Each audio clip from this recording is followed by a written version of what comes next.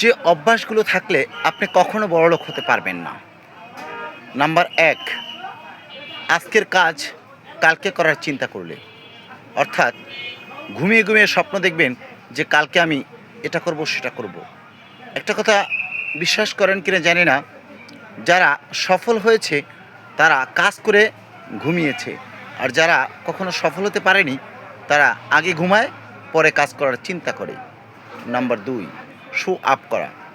আপনার ইনকাম যা আছে তার চাইতে আপনি বেশি শো আপ করছেন। আপনি লোন নিয়ে মোবাইল কিনছেন, লোন নিয়ে বাড়ি করছেন, অর্থাৎ মানুষকে দেখানোই আপনার উদ্দেশ্য হওয়া উচিত নয়। আপনি মানুষকে দেখাতে পারলে আপনি বড়লোক হয়ে যাবেন না। আপনি বড়লোক হয়ে যাবেন কখন জানেন?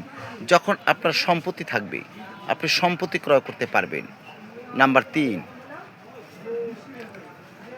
ভাগ্যকে দোষ দেওয়া। অনেকেই আছে যে আমার বাবা টাকা রেখে যেতে পারেনি, আমার বংশের জন্যেই, আমার বড় কোনো আত্মীয়স্বজন নেই, এই জন্য আমি কোনো কিছু করতে পারিনি।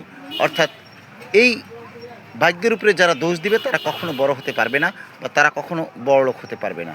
এই ৩টা জিনিস যার ভিতরে আছে সে কখনোই টাকা রোজগার করতে পারবে না। এটাই হচ্ছে বাস্তবতা। অতএব আপনার ভিতরে যদি এই ৩টা দোষের বা অভ্যাসের একটিও থেকে থাকে তাহলে সেটা দ্রুতই ছেড়ে দিন।